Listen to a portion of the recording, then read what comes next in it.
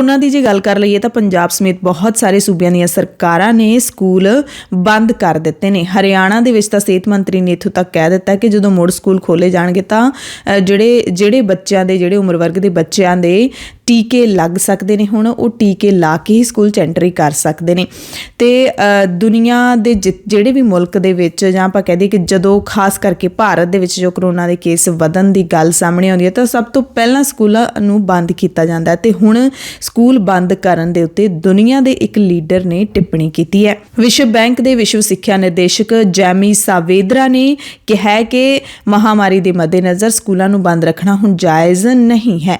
ਨਵੀਆਂ ਲਹਿਰਾਂ ਆਉਂਦੀਆਂ ਰਹਿਣਗੀਆਂ, ਜੇ ਆਉਂਦੀਆਂ ਨੇ ਤਾਂ ਸਕੂਲਾਂ ਨੂੰ ਬੰਦ ਕਰਨਾ ਆਖਰੀ ਉਪਾਅ ਹੋਣਾ ਚਾਹੀਦਾ ਹੈ। ਸਾਵੇਦਰਾ ਨੇ ਕਿਹਾ ਕਿ ਇਸ ਗੱਲ ਦਾ ਕੋਈ ਸਬੂਤ ਨਹੀਂ ਹੈਗਾ ਕਿ ਸਕੂਲਾਂ ਨੂੰ ਮੁੜ ਖੋਲ੍ਹਣ ਨਾਲ ਕਰੋਨਾ ਦੇ ਕੇਸਾਂ ਵਿੱਚ ਵਾਧਾ ਹੋਇਆ ਤੇ ਸਕੂਲ ਸੁਰੱਖਿਅਤ ਥਾਂ ਨਹੀਂ ਹੈਗੇ। ਉਹਨਾਂ ਇਹ ਵੀ ਕਿਹਾ ਕਿ ਲੋਕ ਨੀਤੀ ਦੇ ਨਜ਼ਰੀਏ ਨਾਲ ਬੱਚਿਆਂ ਦੇ ਟੀਕਾਕਰਨ ਤੱਕ ਉਡੀਕ ਕਰਨ ਦਾ ਕੋਈ ਮਤਲਬ ਹੀ ਨਹੀਂ ਬਣਦਾ, ਕਿਉਂਕਿ ਇਹਦੇ ਪਿੱਛੇ ਕੋਈ ਵੀ ਵਿਗਿਆਨਿਕ ਕਾਰਨ ਨਹੀਂ ਹੈ।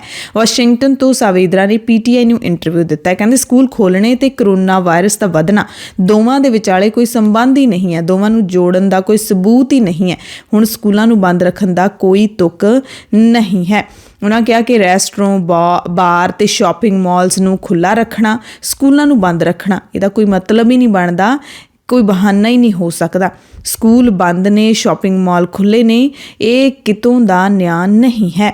ਉਹਨਾਂ ਇਹ ਵੀ ਕਿਹਾ ਕਿ 2020 ਦੇ ਵਿੱਚ ਵੀ ਅਸੀਂ ਨਾਸਮਝੀ ਵਿੱਚ ਕਦਮ ਚੁੱਕ ਰਹੇ ਸੀ, ਸਾਨੂੰ ਹਾਲੇ ਵੀ ਇਹ ਨਹੀਂ ਪਤਾ ਲੱਗਿਆ ਕਿ ਮਹਾਮਾਰੀ ਨਾਲ ਨਜਿੱਠਣ ਦਾ ਸਭ ਤੋਂ ਚੰਗਾ ਤਰੀਕਾ ਕੀ ਹੈ। ਜ਼ਿਆਦਾਤਰ ਦੇਸ਼ ਤੁਰੰਤ ਸਕੂਲਾਂ ਨੂੰ ਬੰਦ ਕਰਨ ਵਾਲੇ ਕਦਮ ਚੁੱਕ ਲੈਂਦੇ ਨੇ ਜਿਹਦਾ ਕੋਈ ਵਿਗਿਆਨਿਕ ਕਾਰਨ ਹੀ ਨਹੀਂ ਬਣਦਾ। ਤੇ ਇਹ ਭਾਰਤ ਦੀਆਂ ਉਹਨਾਂ ਸਰਕਾਰਾਂ ਦੇ ਉੱਤੇ ਤਿੱਖੀ ਤੇ ਸਿੱਧੀ ਟਿੱਪਣੀ ਹੈ ਜਿਹੜੀਆਂ ਸਰਕਾਰਾਂ ਨੇ ਸਭ ਤੋਂ ਪਹਿਲਾਂ ਸਕੂਲ ਬੰਦ ਕਰਨ ਦਾ ਫੈਸਲਾ ਲਿਆ ਹੈ। ਸਕੂਲੀ ਬੱਚਿਆਂ ਦੇ ਵੀ ਤੁਸੀਂ ਉਹਨਾਂ ਦੇ ਹੱਥਾਂ ਵਿੱਚ ਫੜੇ ਪੋਸਟਰ ਦੇਖ ਸਕਦੇ ਹੋ। ਜਦੋਂ ਵੱਖ-ਵੱਖ ਫੋਟੋਆਂ ਨੇ ਉਹ ਵਾਇਰਲ ਹੋਈਆਂ ਨੇ, ਉਹ ਕਹਿੰਦੇ ਕਿ ਰੈਲੀਆਂ ਚਾਲੂ ਨੇ, ਸਕੂਲ ਬੰਦ ਨੇ ਤੇ ਹੋਰ ਵੀ ਬਹੁਤ ਸਾਰੇ ਜਿਹੜੇ ਟੋਟਕੇ ਇਸ ਤਰ੍ਹਾਂ ਦੇ ਬਣ ਰਹੇ ਨੇ, ਪਰ ਸਰਕਾਰਾਂ ਤੇ ਕੋਈ ਅਸਰ ਨਹੀਂ।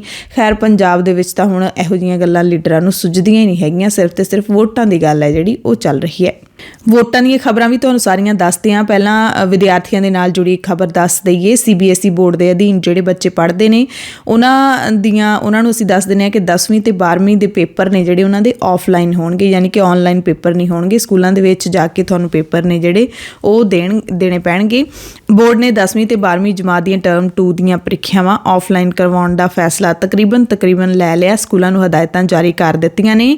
ਜੇ ਕਰੋਨਾ ਕਾਰਨ ਹਾਲਾਤ ਹੋਰ ਖਰਾਬ ਹੁੰਦੇ ਨੇ ਤਾਂ ਟਰਮ 1 ਪੇਪਰਾਂ ਦੇ ਆਧਾਰ ਤੇ ਹੀ ਵਿਦਿਆਰਥੀਆਂ ਦਾ ਨਤੀਜਾ ਐਲਾਨ ਦਿੱਤਾ ਜਾਵੇਗਾ, ਇਹ ਸਪਸ਼ਟ ਕਰ ਦਿੱਤਾ ਹੈ ਬੋਰਡ ਨੇ। ਤੇ ਜੇ ਹਾਲਾਤ ਠੀਕ ਰਹਿੰਦੇ ਨੇ ਤਾਂ ਪੇਪਰ ਆਫਲਾਈਨ ਹੋਣਗੇ। ਪਰ ਹੁਣ ਜਦੋਂ ਵਿਸ਼ਵ ਬੈਂਕ ਦੇ ਉਸ ਮਾਹਿਰ ਨੇ ਟਿੱਪਣੀ ਦਿੱਤੀ ਹੈ, ਨਿਰਦੇਸ਼ਕ ਨੇ ਟਿੱਪਣੀ ਦਿੱਤੀ ਹੈ, ਤਾਂ ਸ਼ਾਇਦ ਜਿਹੜਾ ਹੈਗਾ ਇਹ ਬੋਰਡਾਂ ਦੇ ਤੱਕ ਵੀ ਪਹੁੰਚ ਜਾਣੀ ਹੈ ਟਿੱਪਣੀ। ਪਰ ਜੇ ਸਰਕਾਰਾਂ ਸਕੂਲ ਬੰਦ ਕਰ ਦੇਣ ਤਾਂ ਬੋਰਡ ਵੀ ਕੁਛ ਨਹੀਂ ਕਰ ਸਕਦੇ। ਵੋਟਾਂ ਦੀ ਹੁਣ ਆਪਾਂ ਗੱਲ ਕਰ ਲੈਂਦੇ ਹਾਂ। ਵੋਟਾਂ ਪੰਜਾਬ ਦੇ ਵਿੱਚ 14 ਫਰਵਰੀ ਨੂੰ ਪੈਣੀਆਂ ਨੇ। ਸਭ ਤੋਂ ਪਹਿਲਾਂ ਬਸਪਾ ਪਾਰਟੀ, ਬਹੁਜਨ ਸਮਾਜ ਪਾਰਟੀ ਦੇ ਪ੍ਰਧਾਨ ਜਸਬੀਰ ਸਿੰਘ ਗੜੀ ਨੇ ਚੋਣ ਕਮਿਸ਼ਨ ਤੋਂ ਮੰਗ ਕੀਤੀ ਸੀ ਕਿ 14 ਦੀ ਬਜਾਏ 20 ਫਰਵਰੀ ਨੂੰ ਜਿਹੜੀਆਂ ਵੋਟਾਂ ਨੇ ਉਹ ਪਵਾਈਆਂ ਜਾਣ। ਤੇ ਹੁਣ BJP ਨੇ ਵੀ ਪੰਜਾਬ 'ਚ ਚੋਣਾਂ ਦੀ ਤਰੀਕ ਬਦਲਣ ਦੇ ਲਈ ਚਿੱਠੀ ਲਿਖੀ ਹੈ। ਸੁਖਦੇਵ ਸਿੰਘ ਢੀਂਡਸਾ ਨੇ ਵੀ ਅਪੀਲ ਕੀਤੀ ਹੈ ਚੋਣ ਕਮਿਸ਼ਨ ਨੂੰ, ਤੇ ਕਾਰਨ ਇਹੀ ਹੈ ਕਿ 16 ਫਰਵਰੀ ਨੂੰ ਭਗਤ ਰਵਿਦਾਸ ਜੀ ਦਾ ਪ੍ਰਕਾਸ਼ ਪੁਰਬ ਹੈ। ਪੰਜਾਬ ਦੇ ਵਿੱਚ 32% ਆਬਾਦੀ ਹੈ ਜਿਹੜੀ ਉਹ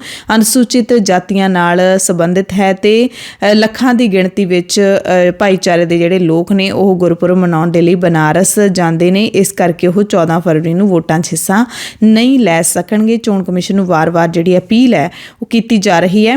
BJP ਨੇ ਅਪੀਲ ਕੀਤੀ ਹੈ ਕਿ 14 ਦੀ ਥਾਂ 18 ਫਰਵਰੀ ਤਰੀਕ ਹੈ ਜਿਹੜੀ ਉਹ ਰੱਖੀ ਜਾਵੇ। ਹੁਣ ਦੇਖਦੇ ਹਾਂ ਕਿ ਜਿਹੜਾ ਹੈਗਾ ਚੋਣ ਕਮਿਸ਼ਨ ਕੀ ਫੈਸਲਾ ਲੈਂਦਾ ਹੈ। ਪੰਜਾਬ ਲੋਕ ਕਾਂਗਰਸ ਨੇ ਵੀ ਚੋਣ ਕਮਿਸ਼ਨ ਨੂੰ ਚਿੱਠੀ ਲਿਖੀ ਹੈ। ਕੈਪਟਨ ਅਮਰਿੰਦਰ ਸਿੰਘ ਨੇ ਵੀ ਇਹੀ ਤਰਕ ਦਿੱਤਾ ਹੈ ਕਿ ਭਗਤ ਰਵਿਦਾਸ ਜੀ ਦਾ ਪ੍ਰਕਾਸ਼ ਪੁਰਬ ਹੋਣ ਕਰਕੇ ਚੋਣਾਂ ਅੱਗੇ ਪਾਈਆਂ ਜਾਣ। ਕਾਂਗਰਸ ਅੰਦਰ ਪਹਿਲੀ ਸੂਚੀ ਜਾਰੀ ਕਰਨ ਤੋਂ ਬਾਅਦ ਘਮਸਾਨ ਮੱਚਿਆ ਹੋਇਆ ਕਈ ਥਾਵਾਂ ਦੇ ਉੱਤੇ, ਕਈ ਸੀਟਾਂ ਦੇ ਉੱਤੇ। ਉਹ ਵੀ ਖਬਰ ਤੁਹਾਨੂੰ ਦੱਸਦੇ ਹਾਂ। ਉਸ ਤੋਂ ਪਹਿਲਾਂ ਦੱਸ ਦਈਏ ਕਿ ਸੰਯੁਕਤ ਸਮਾਜ ਮੋਰਚੇ ਨੇ 16 ਤਰੀਕ ਨੂੰ ਵੀ ਉਮੀਦਵਾਰਾਂ ਦੀ ਸੂਚੀ ਜਾਰੀ ਨਹੀਂ ਕੀਤੀ ਹੈ। ਦੂਸਰੀ ਵਾਰੀ ਉਮੀਦਵਾਰਾਂ ਦੀ ਸੂਚੀ ਹੈ ਜਿਹੜੀ ਉਹ ਟਾਲ ਦਿੱਤੀ ਹੈ ਕਿਉਂਕਿ ਟਿਕਟਾਂ ਦੀ ਵੰਡ ਦੇ ਵਿੱਚ ਹਲੇ ਪਾਰਟੀ ਉਲਝੀ ਹੋਈ ਹੈ।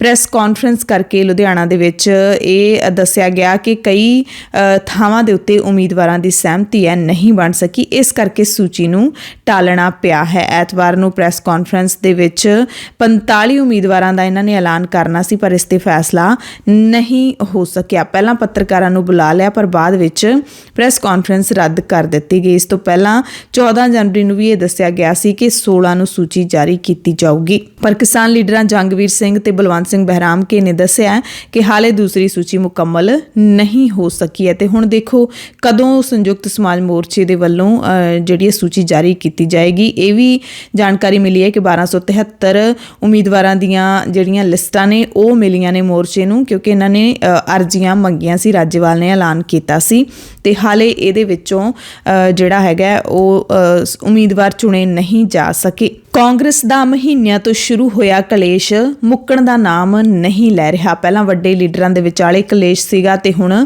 ਟਿਕਟਾਂ ਕਰਕੇ ਕਲੇਸ਼ ਪਿਆ ਹੋਇਆ। ਬਗਾਵਤੀ ਸੁਰਾਂ ਉੱਠ ਖੜੀਆਂ ਨੇ ਤੇ ਟਿਕਟਾਂ ਕੱਟੇ ਜਾਣ ਤੋਂ ਨਾਰਾਜ਼ ਕਈ ਲੀਡਰਾਂ ਨੇ ਆਜ਼ਾਦ ਚੋਣਾਂ ਲੜਨ ਦਾ ਐਲਾਨ ਕਰ ਦਿੱਤਾ ਹੈ ਤੇ ਸਭ ਤੋਂ ਵੱਡਾ ਜਿਹੜਾ ਐਲਾਨ ਮੰਨਿਆ ਜਾ ਰਿਹਾ ਹੈ ਉਹ ਮੁੱਖ ਮੰਤਰੀ ਚਰਨਜੀਤ ਸਿੰਘ ਚੰਨੀ ਦੇ ਭਰਾ ਦੇ ਵੱਲੋਂ। ਛੋਟੇ ਭਰਾ ਡਾਕਟਰ ਮਨੋਹਰ ਸਿੰਘ ਨੇ ਕਾਂਗਰਸ ਦੀ ਟਿਕਟ ਨਾ ਮਿਲਣ ਤੋਂ ਨਾਰਾਜ਼ ਹੁਣ ਹਲਕਾ ਬੱਸੀ ਪਠਾਣਾ ਤੋਂ ਆਜ਼ਾਦ ਉਮੀਦਵਾਰ ਵਜੋਂ ਚੋਣ ਲੜਨ ਦਾ ਐਲਾਨ ਕਰ ਦਿੱਤਾ ਹੈ। ਸੰਯੁਕਤ ਸਮਾਜ ਮੋਰਚੇ ਤੋਂ ਟਿਕਟ ਹਾਸਲ ਕਰਨ ਦਾ ਇਸ਼ਾਰਾ ਵੀ ਕੀਤਾ ਹੈ। ਆਪਣੇ ਚੋਣ ਦਫ਼ਤਰ ਦੇ ਵਿੱਚ ਵੱਡੀ ਗਿਣਤੀ ਵਿੱਚ ਸਮਰਥਕਾਂ ਦੇ ਨਾਲ ਡਾਕਟਰ ਮਨੋਹਰ ਸਿੰਘ ਇਕੱਠੇ ਹੋਏ, ਜਿਹੜੇ ਕਿ ਪਿਛਲੇ ਕਈ ਮਹੀਨਿਆਂ ਤੋਂ ਆਪਣੇ ਹਲਕੇ ਦੇ ਵਿੱਚ ਕੰਮ ਕਰ ਰਹੇ ਸੀ। ਮੰਨਿਆ ਜਾ ਰਿਹਾ ਸੀ ਕਿ ਸੀਐਮ ਦੇ ਭਰਾ ਨੂੰ ਟਿਕਟ ਮਿਲੇਗੀ, ਪਰ ਇਹ ਟਿਕਟ ਦਿਵਾਉਣ ਦੇ ਵਿੱਚ ਚਰਨਜੀਤ ਸਿੰਘ ਚੰਨੀ ਨਾਕਾਮਯਾਬ ਰਹੇ ਨੇ। ਮੁੱਖ ਮੰਤਰੀ ਚੰਨੀ ਦੇ ਭਰਾ ਦੇ ਨਾਲ ਜਿਹੜੇ ਉਹਨਾਂ ਦੇ ਰਿਸ਼ਤੇਦਾਰ ਹੀ ਨੇ ਮਹਿੰਦਰ ਸਿੰਘ KP, ਉਹਨਾਂ ਨੂੰ ਵੀ ਟਿਕਟ ਨਹੀਂ ਮਿਲੀ ਤੇ ਬਗਾਵਤ ਦਾ ਐਲਾਨ ਹੋ ਗਿਆ। ਹਾਲਾਂਕਿ ਉਹਨਾਂ ਨੇ ਇਹ ਕਿਹਾ ਕਿ ਪਹਿਲਾਂ ਮੈਂ ਸਮਰਥਕਾਂ ਦੇ ਨਾਲ ਜਿਹੜਾ ਹੈਗਾ ਉਹ ਮੀਟਿੰਗ ਕਰਾਂਗਾ ਤੇ ਮਹਿੰਦਰ ਸਿੰਘ KP ਨੇ ਅੱਜ ਆਪਣੇ ਵਰਕਰਾਂ ਦੇ ਨਾਲ ਮੀਟਿੰਗ ਸੱਦੀ ਹੈ। ਫੈਸਲਾ ਕੀਤਾ ਜਾਊਗਾ ਕਿ ਕਿਹੜੀ ਸੀਟ ਤੋਂ ਚੋਣ ਲੜੀ ਜਾਵੇ।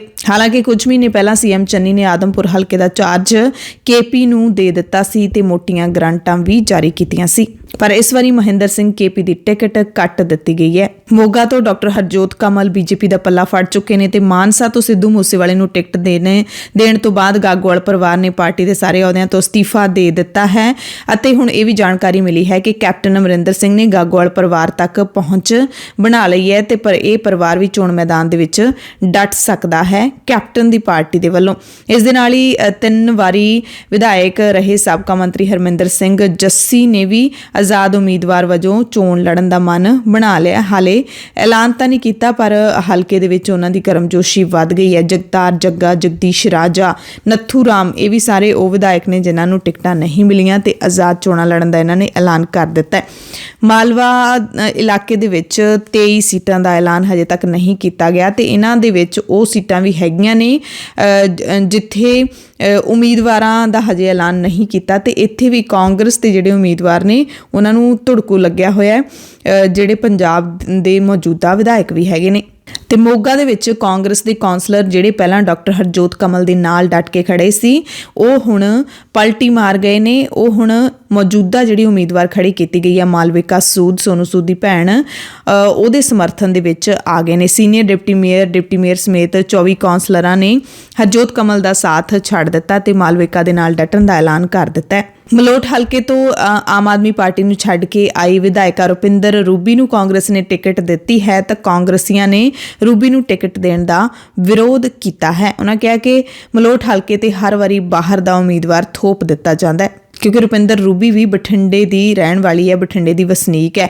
ਉਹਨਾਂ ਕਿਹਾ ਕਿ ਜੇ ਰੂਬੀ ਜਿੱਤ ਵੀ ਜਾਂਦੀ ਹੈ ਤਾਂ ਮਲੋਟ ਹਲਕੇ ਦੇ ਲੋਕਾਂ ਨੂੰ ਆਪਣੇ ਕੰਮ ਧੰਦਿਆਂ ਲਈ ਪਹਿਲਾਂ ਵਾਂਗੂ ਬਠਿੰਡੇ ਗੇੜੇ ਮਾਰਨੇ ਪੈਣਗੇ, ਇਸ ਕਰਕੇ ਅਸੀਂ ਬਾਹਰਲਾ ਉਮੀਦਵਾਰ ਹੈ ਜਿਹੜਾ ਉਹਦਾ ਵਿਰੋਧ ਕਰਦੇ ਹਾਂ। ਤੇ ਪੰਜਾਬ ਦੇ ਵਿੱਚ BJP ਨੇ ਜਿਹੜੀਆਂ 2 ਪਾਰਟੀਆਂ ਦੇ ਨਾਲ ਗੱਠਜੋੜ ਕੀਤਾ ਹੈ, ਉਹ ਹਲੇ ਸੀਟਾਂ ਦਾ ਐਲਾਨ ਹਲੇ ਤੱਕ ਨਹੀਂ ਹੋ ਸਕਿਆ ਤੇ ਅੱਜ ਸੰਭਾਵਨਾ ਬਣੀ ਹੋਈ ਹੈ ਕਿ ਅੱਜ ਸੀਟਾਂ ਦੀ ਵੰਡ ਬਾਰੇ ਕੋਈ ਫੈਸਲਾ ਹੋ ਜਾਏਗਾ, ਕਿਉਂਕਿ ਅੱਜ ਨਵੀਂ ਦਿੱਲੀ ਦੇ ਵਿੱਚ ਮੀਟਿੰਗ ਹੈ ਜਿਹੜੀ ਉਹ BJP ਦੀ ਕੇਂਦਰੀ ਲੀਡਰਸ਼ਿਪ ਕਰੇਗੀ, ਆਪਣੇ ਨਵੇਂ ਜਿਹੜੇ ਸਿਆਸੀ ਭਾਈਵਾਲ ਨੇ ਉਹਨਾਂ ਨਾਲ ਸੀਟਾਂ ਦੀ ਵੰਡ ਤੇ ਮੋਹਰ ਲਾਵੇਗੀ। ਤੇ ਬੀਜੇਪੀ ਦੇ ਨਾਲ ਸਾਂਝ ਬਣਾਉਣ ਵਾਲੇ ਸ਼੍ਰੋਮਣੀ ਅਕਾਲੀ ਦਲ ਸੰਯੁਕਤ ਦੇ ਪ੍ਰਧਾਨ ਸੁਖਦੇਵ ਸਿੰਘ ਢੀਂਡਸਾ ਨੇ ਵੀ ਕਹਿ ਦਿੱਤਾ ਹੈ ਕਿ ਉਮੀਦਵਾਰਾਂ ਦੀ ਪਹਿਲੀ ਸੂਚੀ ਬੁੱਧਵਾਰ ਤੱਕ ਜਾਰੀ ਕਰ ਦਿਆਂਗੇ ਤੇ ਗੱਲਬਾਤ ਹੈ ਜਿਹੜੀ ਹੁਣ ਆਖਰੀ ਪੜਾਅ ਤੇ ਪਹੁੰਚ ਚੁੱਕੀ ਹੈ। 14 ਜਨਵਰੀ ਨੂੰ ਸੰਯੁਕਤ ਕਿਸਾਨ ਮੋਰਚੇ ਦੀ ਮੀਟਿੰਗ ਕਰਨ ਤੋਂ ਬਾਅਦ ਕਿਸਾਨ ਲੀਡਰ ਰਾਕੇਸ਼ ਟਿਕੈਤ ਹਰਿਆਣਾ ਦੇ ਜੀਂਦ ਪਹੁੰਚੇ। ਟਿਕੈਤ ਨੇ ਕਿਹਾ ਕਿ ਕਿਸਾਨਾਂ ਦੇ ਖੁਸ਼ਹਾਲ ਹੋਣ ਤੱਕ ਸਾਡੀ ਲੜਾਈ ਖਤਮ ਨਹੀਂ ਹੋਊਗੀ। ਉਹਨਾਂ ਨੇ ਕਿਹਾ ਕਿ ਕਿਸਾਨ ਤਾਂ ਹੀ ਖੁਸ਼ਹਾਲ ਹੋਊਗਾ ਜਦੋਂ ਉਸ ਨੂੰ ਫਸਲਾਂ ਦਾ ਘੱਟੋ ਘੱਟ ਸਮਰਥਨ ਮੁੱਲ ਮਿਲੂਗਾ ਤੇ ਜਦੋਂ ਤੱਕ ਮੁੱਲ ਨਹੀਂ ਮਿਲਦਾ ਉਦੋਂ ਤੱਕ ਅਸੀਂ ਆਪਣਾ ਸੰਘਰਸ਼ ਜਾਰੀ ਰੱਖਾਂਗੇ। ਤੇ ਟਿਕੈਤ ਨੇ ਇਹ ਵੀ ਕਿਹਾ ਕਿ ਜਿਹੜੇ 5 ਸੂਬਿਆਂ ਦੇ ਵਿੱਚ ਵੋਟਾਂ ਪੈ ਰਹੀਆਂ ਨੇ ਉਹਨਾਂ ਵੋਟਾਂ ਦੇ ਵਿੱਚ ਕਿਸਾਨ ਬੀਜੇਪੀ ਨੂੰ ਸ਼ੀਸ਼ਾ ਦਿਖਾ ਦੇਣਗੇ। ਹਰਿਆਣਾ, ਪੰਜਾਬ ਤੇ ਯੂਪੀ ਸਮੇਤ ਕਈ ਸੂਬਿਆਂ ਦੇ ਕਿਸਾਨਾਂ ਨੂੰ ਟਿਕੈਤ ਨੇ ਅਪੀਲ ਕੀਤੀ ਹੈ ਕਿ ਉਹ ਹਰ ਪ੍ਰਕਾਰ ਦੀ ਸਫਲਤਾ ਦੇ ਲਈ ਮਿਲ ਕੇ ਰਹਿਣ। ਤੇ ਕਿਸਾਨਾਂ ਨੇ ਬੀਜੇਪੀ ਸਰਕਾਰ ਨੂੰ, ਸੈਂਟਰ ਦੀ ਸਰਕਾਰ ਨੂੰ ਹੁਣ 1 ਫਰਵਰੀ ਤੱਕ ਦਾ ਅਲਟੀਮੇਟਮ ਦਿੱਤਾ ਹੈ। ਉਸ ਤੋਂ ਬਾਅਦ ਤਿੱਖਾ ਜਿਹੜਾ ਵਿਰੋਧ ਉਹ ਸ਼ੁਰੂ ਕਰਨ ਦਾ ਐਲਾਨ ਕੀਤਾ ਹੈ। ਤੇ ਕਾਂਗਰਸ ਨੇ ਵੀ MSP ਦੇ ਮੁੱਦੇ ਤੇ ਬੀਜੇਪੀ ਨੂੰ ਘੇਰਿਆ ਹੈ। ਕਾਂਗਰਸ ਦੇ ਬੁਲਾਰੇ ਜੈਵੀਰ ਸ਼ੇਰਗਿੱਲ ਨੇ ਸਵਾਲ ਕੀਤਾ ਹੈ ਕਿ MSP ਕਾਨੂੰਨ ਪਾਸ ਕਿਉਂ ਨਹੀਂ ਕੀਤਾ ਗਿਆ, ਲਖੀਮਪੁਰ ਖੀਰੀ ਮਾਮਲੇ ਵਿੱਚ ਮੰਤਰੀ ਨੂੰ ਬਰਖਾਸਤ ਕਿਉਂ ਨਹੀਂ ਕੀਤਾ ਗਿਆ, ਕਿਸਾਨ ਯੂਨੀਅਨਾਂ ਨੂੰ ਮੀਟਿੰਗ ਲਈ ਕਿਉਂ ਨਹੀਂ ਸੱਦਿਆ ਗਿਆ, ਕੀ ਕਾਲੇ ਖੇਤੀ ਕਾਨੂੰਨਾਂ ਦੀ ਵਾਪਸੀ ਮਹਿਜ਼ ਇੱਕ ਚੋਣ ਸਟੰਟ ਵਿੱਚ ਬਦਲ ਰਹੀ ਹੈ, ਕੀ 19 ਨਵੰਬਰ 2021 ਦਾ ਦਿਨ ਜਦੋਂ ਖੇਤੀ ਕਾਨੂੰਨ ਵਾਪਸ ਲਏ ਗਏ ਸੀ ਧੋਖਾ ਦਿਵਸ ਦੇ ਵਿੱਚ ਬਦਲ ਜਾਏਗਾ। ਇਸ ਤਰ੍ਹਾਂ ਦੇ ਤਿੱਖੇ ਸਵਾਲ ਨੇ ਜਿਹੜੇ ਉਹਨਾਂ ਨੇ ਕੀਤੇ ਨੇ।